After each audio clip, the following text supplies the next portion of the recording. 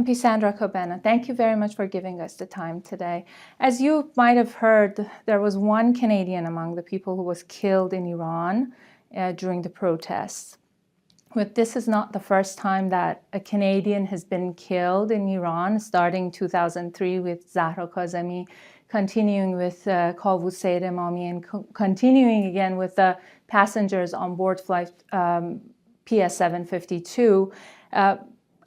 Do you think that the government of Canada is taking enough actions to stop killing Canadians in Iran? Yeah, well, with this case particularly, one of the if you saw, which you probably did, one of the statements from the Minister of Foreign Affairs was that a Canadian had died in Iran.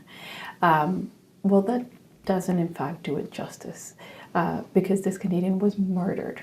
Okay, because he didn't just die, he was murdered by the IRGC.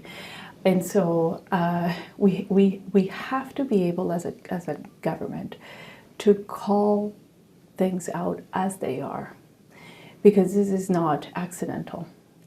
This was on purpose.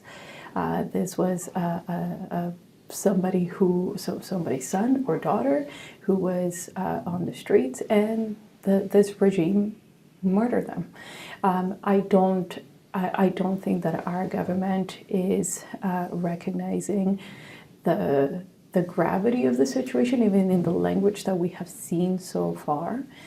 I think we need to have a stronger response, not only because it is the right thing to do, but because that is one way that we can say to the Iranian diaspora here in Canada and the people who are in Iran suffering the consequences of this regime, that their sacrifice and their suffering is worth it. And that is how we stand in solidarity with the community. Why do you think that Canada, considering the location, considering that we don't have any diplomatic ties with them, why do you think it's still necessary for Canada to take actions? First of all, again, because it's the right thing to do. But we know that there's IRGC operatives in Canada, right? And we know that there are operations that may be funding some of these actions. There's Iranian people in the Iranian community that may feel threatened here in Canada. We have Iranian Canadians who have families. We're not that far apart, right? We're not that distant. Again, geographically, we may feel that perhaps it is far, but it's not. It's not. And I mean, many of us who have families abroad know that regardless of the distance, when you have a loved one there, your heart is there, a part of your heart is there, a part of your family is there. So I do think that the Canadian government should be clearer on their stance and do more to support the people of Iran. Like I said, we'll kick out all the IRGC operatives that are here and do more than just issue statements. I, unfortunately, as you know, I am in the opposition party.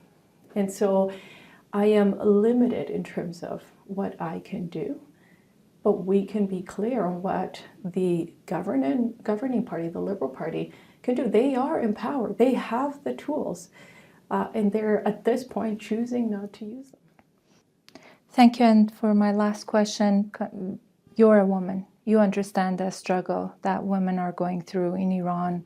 The repression against women is much worse than against men. And yet they still try to thrive in that situation, try to raise their voices and be brave.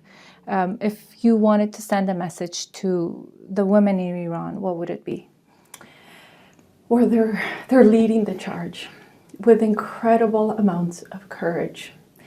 And they are standing on the shoulders of our sisters that came before us. And we have seen the entire world knew what happened with Mahsa Amini. And as you know here, we remember her, and there are events in her name. And they stand for our daughters, for us, and for the people who came. And I cannot imagine the amount of courage, but I can say we are watching, and we are standing with them. History is watching, and I know that it is an unimaginable sacrifice, but it is worth it, because we know this regime will fall. They will fall, and they will triumph in their pursuit of freedom.